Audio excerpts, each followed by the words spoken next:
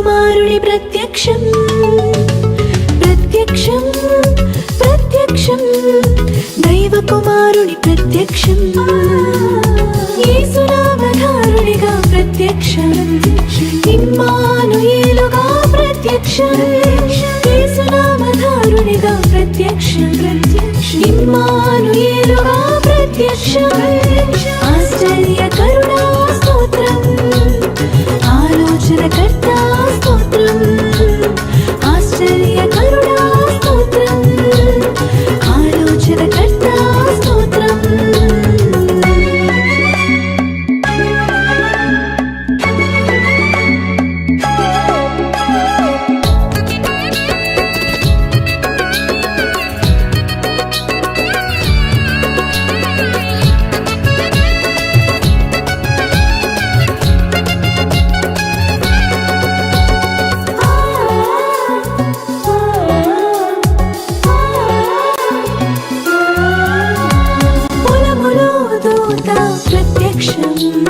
కాపరులకు సువార్త ప్రత్యక్షం పొలములో దూత ప్రత్యక్షం కాపరులకు సువార్త ప్రత్యక్షం తొట్టిలో కొద్ది గొట్టలతో శిశువును చూశారు లోకరక్షకుడు పుట్టాడని ప్రచురించారు తొట్టిలో కొద్ది గొట్టలతో శిశువును చూశారు లోకరక్షకుడు పుట్టాడని ప్రచురించారు దేవ గొర్రె పిల్ల స్తోత్రం పాపశాప పరిహార స్తోత్రం దేవ గొర్రె పిల్ల స్తోత్రం పాపశాప పరిహార స్తోత్రం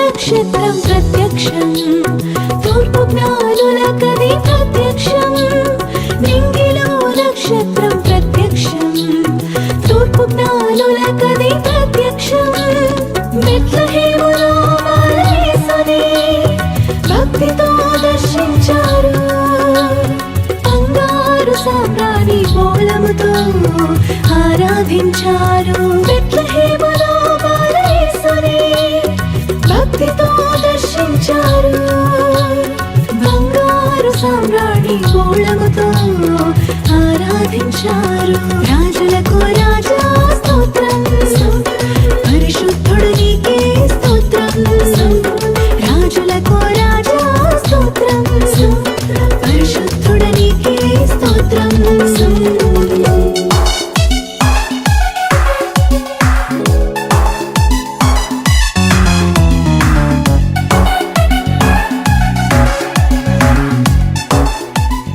మొదటి రాజుల గ్రంథములో దేవుడు తన యొక్క నిమ్మళమైన స్వరాన్ని ఏలియాకు వినిపించినటువంటి భాగాన్ని మనము ధ్యానం చేస్తూ ఉన్నాం. ఏలియా బదరీ వృక్షం కింద కూర్చున్న స్థితి మనం చూసాం. Depressed man, a man of depression, కృంగినవాడు, జీవితాన్ని ముగించుకొని చాలు అన్నవాడు, ఇక నాకు హోప్ లేదు అనుకున్నవాడు, చాలా కృంగుదల. A mighty man of God, a mighty prophet, గొప్ప ప్రవక్త ఒక టైంలో నిరాశలో కృంగిపోయినవాడుగా ఉన్నాడు.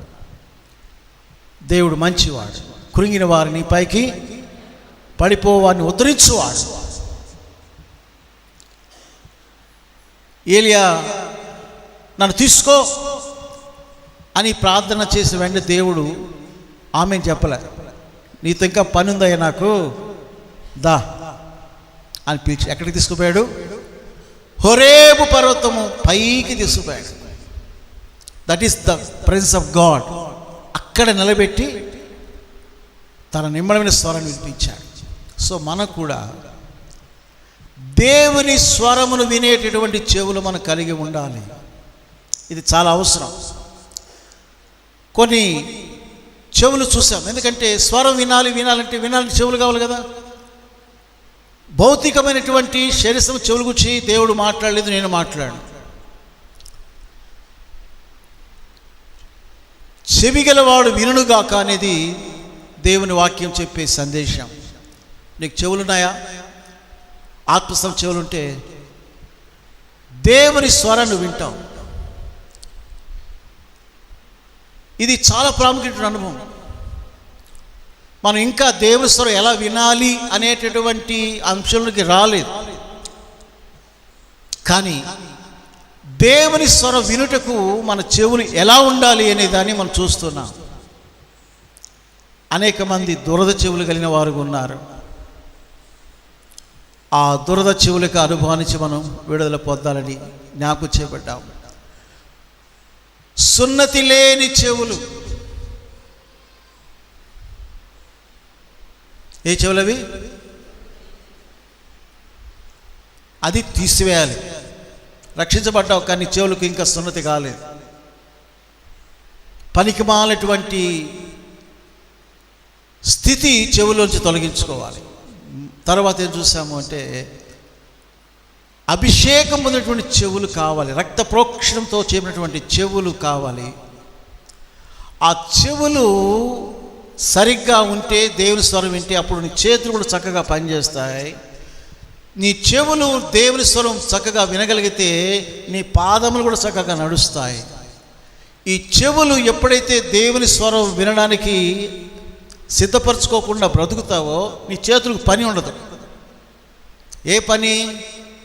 దేవుని పని ఉండదు. అది చెత్త చెదారము లోకము అంతా నీ చేతిలో ఉంటుంది. నీ పాదములకి నడక కూడా చెడు త్రోవలోకి లోక మార్గంలోకి వెళ్ళిపోయేదానికి అవకాశం ఉంది. బట్ యేసే చెప్పినట్లుగా నా గొర్రెలు నా స్వరం వినును చెప్పినటువంటి మాట ప్రకారంగా చూసినట్లయితే నీ చేతికి దేవుని పని ఇవ్వబడుతుంది. నీ పాదాలు కూడా దేవుని సందులో చక్కగా నడుస్తాయి. అహరోను కుమారులు అభిషేకం పొందిన బిడ్డలైనప్పటికీ కూడా వారి చెవుల మీద రక్తం పూయబడినప్పటికీ కూడా వారు దేవుని స్వరమును పెడచెవి పెట్టిన వారై దేవుని అగ్ని కాకుండా మరొక అగ్ని తీసుకొచ్చి దేవుని సంధిలోని వారు చనిపోయారు. అన్యాగ్ని తీసుకురాకూడదు అని మనం చూసాం. ఈ దినము మరి యొక్క 2 అంశాలు నేను మీకు చెప్పాలని ఆశపడుతున్నాను. ఒకవేళ సమయం అనుకూలత లేకపోయినట్లయితే ఒక అంశంతోనే ముగించడానికి నేను ప్రయత్నం చేస్తాను. ఎందుకంటే ఏదో అరాకొరగా ధ్యానం చేయడం కంటే ఒక అంశాన్ని పూర్తిగా కొంత అవగాహన చేసుకుంటే అది మనకు ఎంతో దీవెన కలిగిస్తుంది.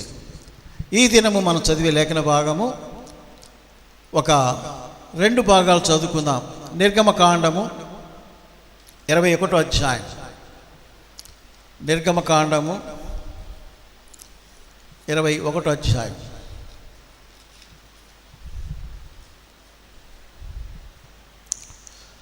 5వ వచనము 6వ వచనం. అయితే ఆ దాసుడు, నేను నా యజమానిని, నా భార్యను, నా పిల్లలను ప్రేమించుచున్నాను. నేను వారిని విడిచి స్వతంత్రుడనై పోనల్లనని నిజముగా చెప్పిన ఎడల వాని యజమానుడు దేవుని ఎద్దుకు, అంటే దేవుని ఎద్దుకంటే కింద న్యాయాధిపతి లేక యాజకుని దగ్గరకు తీసుకుని రా. చూడండి, వాని యజమానుడు దేవుని ఎద్దుకు వారిని తీసుకుని రావాలను. మరియు వాని యజమానుడు తలుపునొద్దకైనను ద్వారబంధమునొద్దకైనను వాని తోడుకొని పోయి వాని చెవిని కదురుతో గుచ్చవలను. తరువాత వాడు నిరంతరము వానికి దాసుడు. నేను ఇంకొకసారి చదువుతాను, ఎందుకంటే ఈ మాటలు మరొకసారి చదివితే మంచిది. నేను చదువుతాను, మీరు కూడా వినండి. నిర్గమకాండం 21లో 5-6 వచనాలు. అయితే ఆ దాసుడు, నేను నా యజమానిని, నా భార్యను, నా పిల్లలు ప్రేమించుచున్నాను, నేను వారిని విడిచి స్వతంత్రుడనై పోనలనని నిజముగా చెప్పినలా వాని యజమానుడు దేవుని ఎదుకు వారిని తీసుకొని రావలెను. మరియు వాని యజమానుడు తలుపునొద్దకైనను ద్వారబంధనొద్దకైనను వాని తోడుకొని పోయి వాని చెవిని కదురుతో గుచ్చవలెను. తరువాత వాడు నిరంతరము వానికి దాసుడైన. దేవుడి వాక్యమును దీవించును గాక. ప్రియులారా, ఆ దినాలలో మరి దాసులు అనబడేవారు ఉండేవారు. వీళ్ళు ఏమంటారంటే వీళ్ళు బాండ్ స్లేవ్స్ అంటారు. ఒక బానిసగా వాళ్ళకంటూ ఏ హక్కు ఉండదు. ఒక యజమాని దగ్గర వారు దాసులుగా పనిచేస్తూ ఉంటారు. అయితే దేవుని యొక్క వాక్యంలో ఉన్నటువంటి సత్యం ఏంటంటే, మరి 7 సంవత్సరాలు దాటిపోతే వాళ్లకు స్వతంత్రత ప్రకటన చేయాలి యజమానుడు. ఎన్ని సంవత్సరాల తర్వాత? 7 సంవత్సరాల తర్వాత. కాబట్టి ఆ దాసుడు తన యజమాని విడిచి తాను కోరుకున్న స్థలానికి స్వేచ్ఛగా వెళ్ళిపోయేటటువంటి అవకాశము ఉంది. ఇదే మాటలు తర్వాత మీరు ద్వితీయోపదేశకాండం 15వ అధ్యాయంలో 16-17 ఆ వచనాలు మీరు చదవచ్చు. ఇప్పుడు చూడొద్దు, సమయం లేదు కాబట్టి. ఈ లేఖన సారాంశం ఏంటంటే, యజమానుడు ఆ దాసత్వము 7వ సంవత్సరములో మరి కొట్టివేయబడినప్పుడు, బాబు నువ్వు వెళ్ళవచ్చు, బాయ్ బాయ్ అంటాడు యజమానుడు. అయితే దాసుడు ఏమంటాడంటే, కొంతకాలం యజమాని దగ్గర ఉన్నాడు కదా, కాబట్టి ఒకవేళ ఆ యజమాని దగ్గర తన పెళ్ళి కూడా అయ్యుండొచ్చు, ఆ 7 ఏళ్ల కాలం కొంత సంతానం కూడా పొంది ఉండవచ్చు. లెక్క ప్రకారం వాడు ఒక్కడే వెళ్ళిపోవాలి. ఆ దాసుని యొక్క భార్య బిడ్డలు అందరూ కూడా యజమానుడి యొక్క స్వాస్థ్యంగానే స్థిరపరచబడుతుందన్నమాట. అయితే ఈ దాసుడు అంటాడు, ఏమంటాడంటే, ఇక్కడ చూడండి మీరు బాగా 5వ వచనంలో, నేను ఫస్ట్ ఎవరిని ప్రేమిస్తున్నాడంట? నా భార్య అనలా, ఏమన్నాడు? నా యజమానుని. నెక్స్ట్ ఎవరు? భార్య. నెక్స్ట్ ఎవరు? పిల్లలు ప్రేమిస్తున్నాను. కాబట్టి నేను, అయ్యగారు, మై మాస్టర్, నిన్ను విడిచిపోనాయా, ఇదిగో నాకు పెళ్లి చేసావు కదా, నా భార్యను కూడా విడిచిపెట్టిపోలేను, నా బిడ్డను విడిచిపెట్టిపోలేను. ఏం చేస్తావు? అయితే నేను నీకు పర్మనెంట్ దాసుడైపోతాను. హల్లెలూయా. శాశ్వతంగా బతికిన కాలం అంతా కూడా నేను నీకు దాసుడుగానే బతుకుతానయ్యా. అలాగా? ఓకే. అప్పుడు ఆ యజమానుడు ఏం చేయాలంటే, ఒక ద్వారబంధం దగ్గర తీసుకొచ్చి ఒక కదురుతో, అంటే అది ఒక ఇన్స్ట్రుమెంట్ అన్నమాట. మనం చెప్పాలంటే గోతాలు కుట్టేదని ఏమంటారు బా మనం? దబ్బళం లాంటిది అనుకోండి. ఏం చెప్పారు? దబ్బళం. ఇక్కడ పొడుస్తాడు అతను యజమానుడు. అంటే ఇప్పుడు ఏమైపోతుందంటే, అది గాయం మానిపోయి మచ్చబడుతుంది కదా. దాని అర్థం ఏంటంటే, ఎవరిని చూస్తే ఓహో ఈ అబ్బాయి ఎవరికో ఒకరికి నిరంతరము దాసుడై ఉన్నట్లుగా సమర్పించుకున్నాడు అని అర్థమైపోతుంది అన్నమాట. సో ఈరోజు నీవు నేను దేవుని స్వరం వినాలి అంటే మన చెవులకు ఏం చేయబడాలి? ఆ కదురుతో గుచ్చాలి. అంటే మన చెవులు చెప్పాలంటే షుడ్ బి పియర్స్డ్ ఇయర్స్, అంటే పొడవబడిన చెవులు కలిగిన వారంగా ఉండాలి. హల్లెలూయా.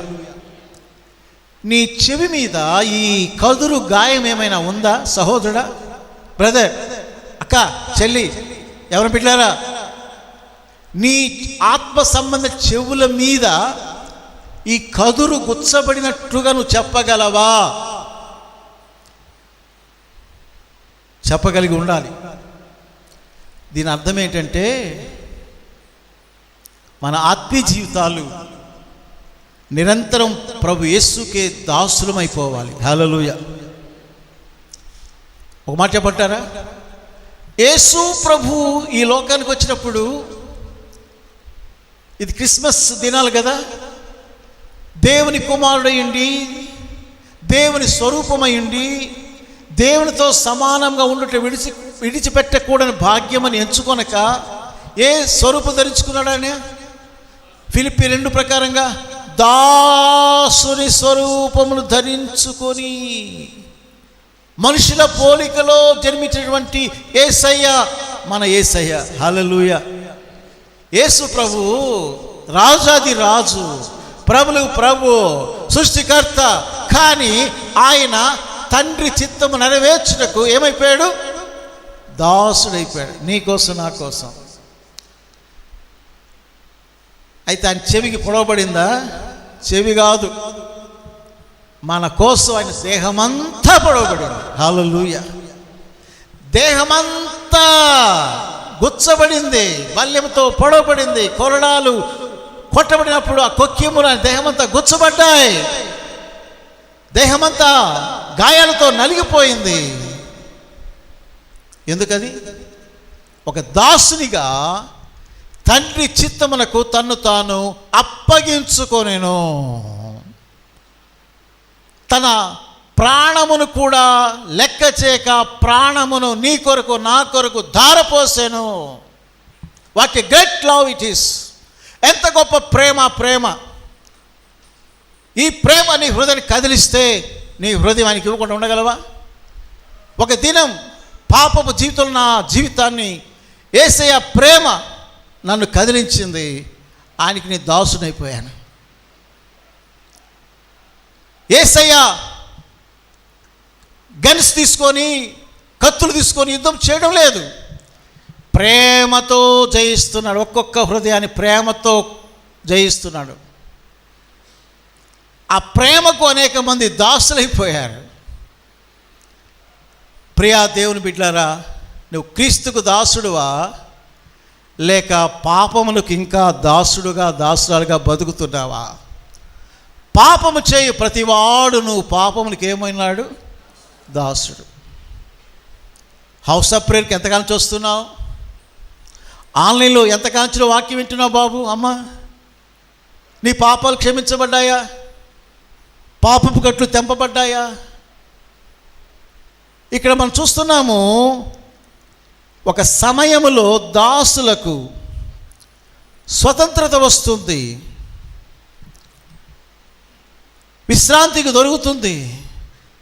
ఈ స్వతంత్రత ఇచ్చేవాడు యేసు ప్రభు, విశ్రాంతి ఇచ్చేవాడు యేసు ప్రభు, కట్లను తెంచేవాడు యేసు ప్రభు. పాపపు బంధకాలు, అది డ్రగ్స్ అడిక్షన్, వ్యభిచారానికి అడిక్షన్, త్రాగుడికి అడిక్షన్, పలు చెడు స్వభావాలకు ఎంతగానో బానిసైపోయినా కూడా ప్రతి బానిసత్వం నుంచి, ప్రతి కట్టు నుంచి విడిపించగల లోక రక్షకుడు యేసు ప్రభు ఒక్కడే, ఒక్కడే, ఒక్కడే, ఒక్కడే. హల్లెలూయా.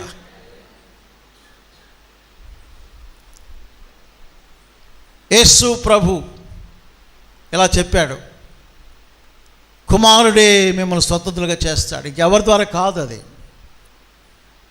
లోకానికి ఇది అర్థం కావటం లేదు. కనుక నేను ప్రభునా చెప్తున్నాను, మీలో ఎవరైనా ఇంకా పాపానికి దాసులుగా, బానిసలుగా ఉన్నట్లయితే సిలువ వైపు చూడండి.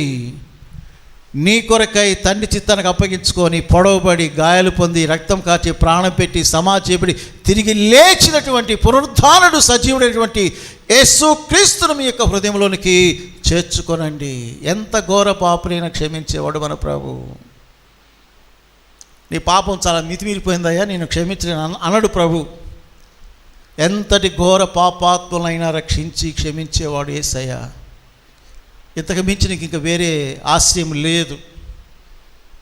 యేసు తప్ప నీ పాప జీవితాన్ని క్షమించి, పరిశుద్ధపరిచి, నువ్వు నీతిమంతుడవు, నువ్వు నీతిమంతురాలు నువ్వు ప్రకటించి దైవం మరొకరు లేరు. ఎందుకంటే వాళ్ళకి ఆ పరిశుద్ధత లేదు. వాళ్ళకి అధికారం లేదు పాపాన్ని క్షమించే అధికారం. ఒక యేసు ప్రభుకే పాపాన్ని క్షమించే అధికారం ఉంది. ఒక యేసు ప్రభుకే నీ పాపపు కాడిని విరగొట్టేటటువంటి శక్తి ఉన్నది.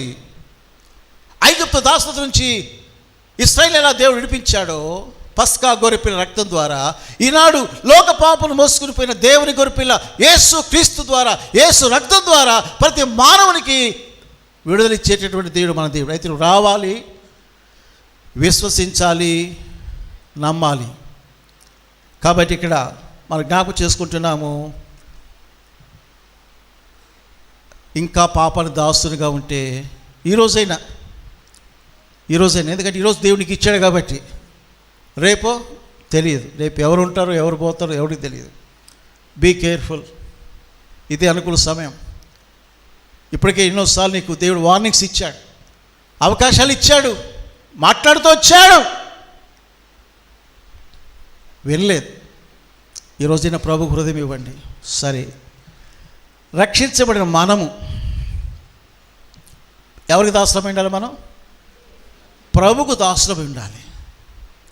ప్రభా, నువ్వు నన్ను రక్తంతో కొన్నావు, విమోచించావు, కానీ నీ ఎడల నాకున్న ప్రేమ ఎలాంటిదంటే నేను ఎక్కడికి పోదును ప్రభువా, నీవే నాకు కావాలి అని ప్రభుకు మనము దాసులుగా సమర్పణ చేసుకోవాలి. ఈ దాసుడు అనే మాట గ్రీక్ భాషలో డులాస్ అంటారు. డులాస్. ఓఎం స్థాపకులైనటువంటి జార్జ్ వరోర్ గారు ఒక షిప్కి పెట్టినటువంటి పేరు డులాస్. డులాస్ అంటే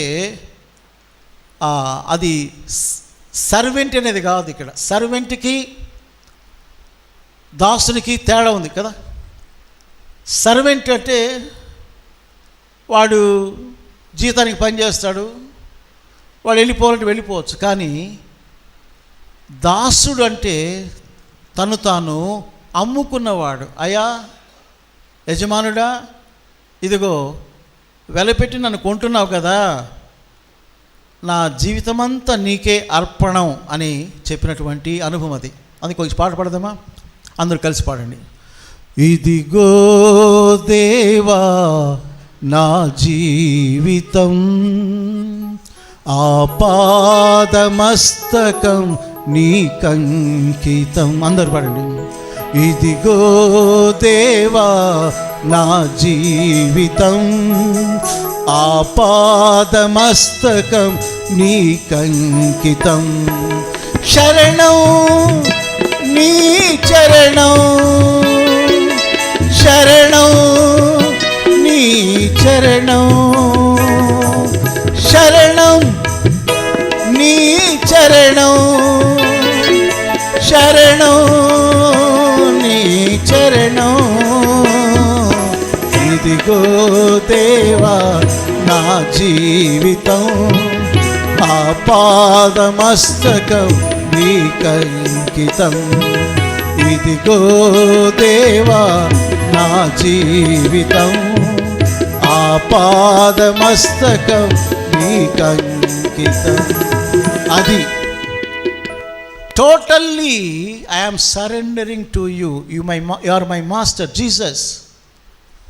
నీవు నీ రక్తంతో నన్ను కొన్నావు, నీ సొత్తుగా చేసుకున్నావు. నేను నీ దానను అన్నట్లుగా పరమగీతంలో, నీవు నా వాడవు, నేను నీ దానను. సంఘంగా ప్రియ దేవుని బిడ్డలారా, నేను ఒక ప్రశ్న అడుగుతున్నాను. ఆరాధిస్తూ వచ్చావు కదా, ప్రభు నేను రక్షించాడని స్తుతించావు కదా, కీర్తించావు కదా, మరి నీ జీవితం అలాగే కనబడుతుందా? సహోదరి, నీ జీవితం చూచినప్పుడు ఈమె క్రీస్తుకు దాసురాలు అని చెప్పగలుగుతున్నారా? బ్రదర్, నిన్ను చూచినప్పుడు ఇతడు క్రీస్తుకు దాసుడుగా జీవిస్తాడు చెప్పగలరా? క్రీస్తు దాసుడు అంటే అందరు ఫుల్ టైం సేవకులు రామని కాదు. ఇక్కడ you may be in a job, ఉద్యోగంలో ఉండవచ్చు, బిజినెస్లో ఉండవచ్చు, పరిశ్రమలో ఉండవచ్చు, పొలము దున్నేవాడుగా, వ్యవసాయకుడిగా ఉండవచ్చు, రైతుగా ఉండవచ్చు, ఒక కూలీగా ఉండవచ్చు, ఒక ఆఫీసర్గా ఉండవచ్చు, ఒక అధికారిగా ఉండవచ్చు.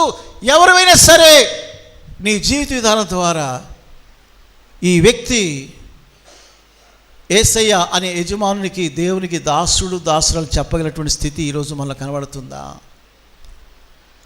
పరిశుద్ధాత్మ దేవుడు చాలా వేదన పడుతున్నాడు. నేను మిమ్మల్ని కొన్నానే కానీ, నా సొత్తు అని నేను చెప్పాను కానీ, మీరు మాత్రం మీ సొత్తుగానే బ్రతుకుతున్నారు. కొనబడిన వారుగా, వెలపెట్టి విమోచించబడిన ప్రజలుగా, నాకు దాసులుగా మీరు జీవించలేకపోతున్నారని ప్రభు వేదన పడుతున్నాడు పిల్లరా. ఎందుకంటే నీ లైఫ్ స్టైల్ అలా ఉంది. లైఫ్ స్టైల్, నీ జీవిత విధానం, నీ మాటల పోకడలు, నీ ఆలోచనలు, నీ కదలికలు, నీ కోరికలు, నీ ఆశలు క్రీస్తును మహిమపరిచేవిగా కనబడడం లేదు. దేవా, మేము లోకస్తుల స్వరాలు కాదు నాయన, ఇరుగు పొరుగు వారి స్వరాలు కాదు నాయన, నీ స్వరమే విన్నట్లుగా, నీ స్వరానికి మేము లోబడినట్లుగా మమ్మల్ని మేము అర్పించుకోవడానికి సహాయం చేయమని ఇదిగో రొట్టెలో పాత్రలు చేవేస్తున్నప్పుడు యేసయ్య నా కొరకు దాసుని స్వరూపు ధరించుకున్నాడు. నా కొరకు సంపూర్ణంగా సమర్పణ చేసుకొని ప్రాణమర్పించిన నా ప్రభు శరీరంలో పాల్పొందినప్పుడు నేను కూడా అలాంటి సంపూర్ణ సమర్పణ కలిగిన దాసులుగా జీవిస్తానటువంటి ఒక తీర్మానంతో చేయవేసే గ్రహింపును మీరు దయచేయండి. పరిచయం చేసి బిడ్డ బలపరచండి. యేసు నామమున అడుగుచున్నాం తండ్రి, ఆమేన్, ఆమేన్.